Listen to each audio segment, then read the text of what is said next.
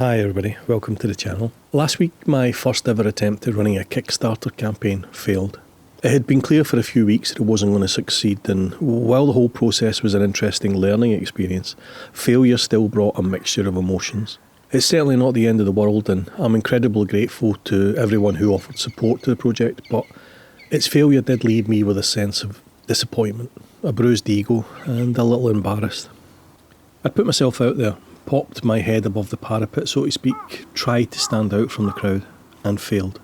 The whole process left me with a feeling of being on my own, alone in a crowd if you like, or, in my case, a crowdfunding site. So this week I thought I'd try to explore that feeling through photography. I set out early one morning to try and take some photos that captured that sense of feeling alone. Alone with everybody, as Charles Bukowski put it. As always, photography allowed me the opportunity to explore how I was feeling, while creating some nice photos for viewers. It also allowed me the space to indulge in a little introspection and wallow in self-doubt for a while. So, join me now as I try to capture that feeling of being alone in a crowd. Hi everybody, welcome back to the channel. I'm up in the Trossachs today, and I'd come up with the intention of doing some woodland photography, but the conditions when I got here are quite contrasty, in fact very contrasty. So I've decided, instead of doing kind of traditional woodland photography, what I'm going to do is, you know the way photographers are famous for they love the lone trees? Well, I'm in the middle of a forest, there are no lone trees, but what there is every now and again one single tree catches the light, while everything else is still in shadow. So I'm going to go for a lone tree with a difference. Alone in a crowd, I think you could probably call it. And I'm going to pick out just one individual tree catching the light when everything around it is in shadow. So it's going to be a very minimalist, quite dark set of images, I think. But I think it's got a bit of potential. So let's see.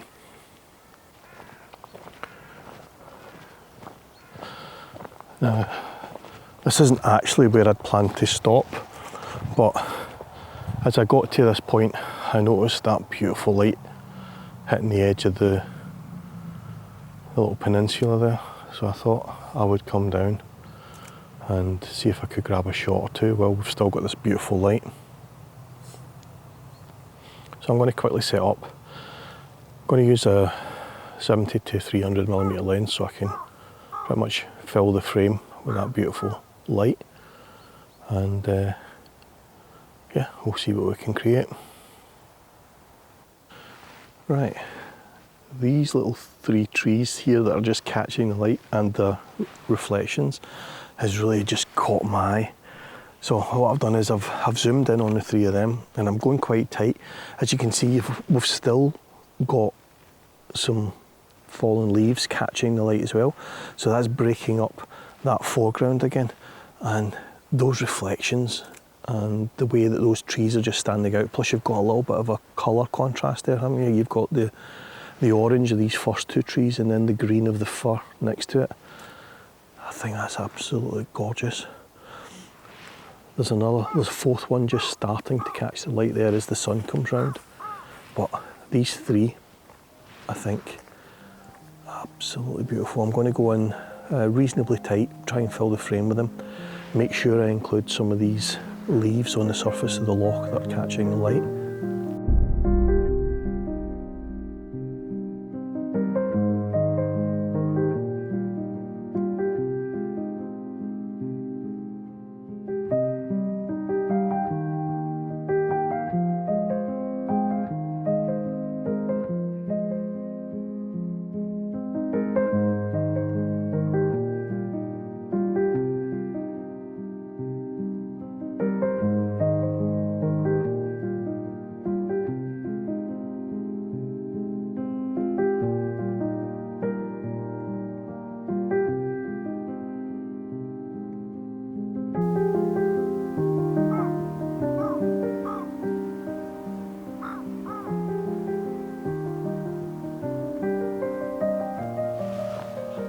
Yeah, is that not typical? Just as a say that the light on the fir tree has dropped off, but now we've got these three, which hopefully you can see there. You've got the three of them, the kind of orangey ones, just catching the light. So I'm going to shoot them now. This is, wow, the conditions are incredible.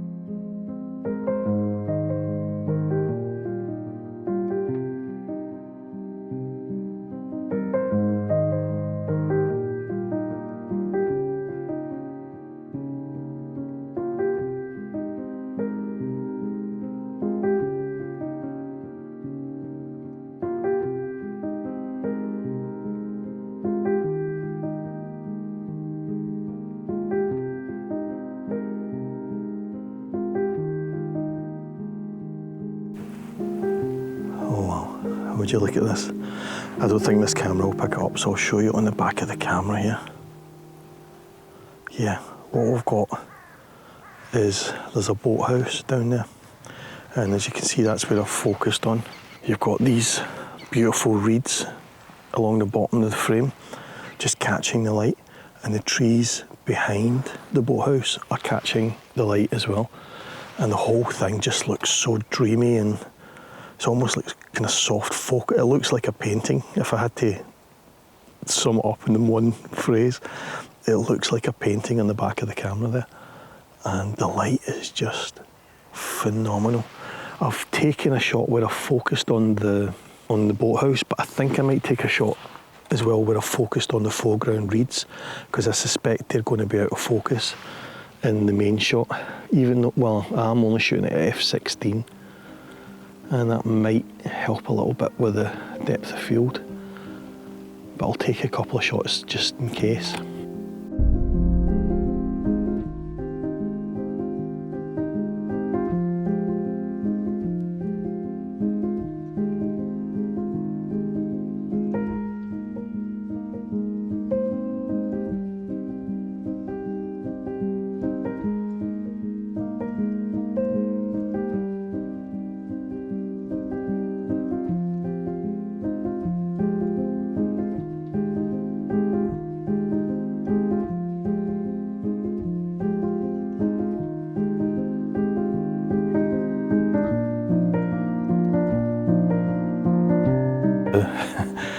The light's constantly changing, so trees that were being picked out 5-10 minutes ago are now in total darkness again, and there's different trees being picked out by the light. So I'm just working my way along. As the light picks out a new tree, then that's my new subject. And the light's now moved away completely again from that the boathouse. So that shot was that was there. That was lit up for maybe 2 or 3 minutes, and now it's in total darkness again. But this is just, it's so peaceful. In this general direction here, we've got some lovely play of shadows in there as well, and there's some nice reflections. I don't really want to be shooting reflections today. I'm more interested in kind of minimalist, you know, especially that thing where there's just one tree picked out by the light, or the boathouse, or, you know, just one thing standing out from the darkness. Like this here, actually. I don't know if the camera will pick that up. There's a line of trees here where just the tip, so it's forming a perfectly straight line, where just the tip of the tree is catching the light. That's the sort of thing I'm going for today. Yeah, I might grab a shot of that.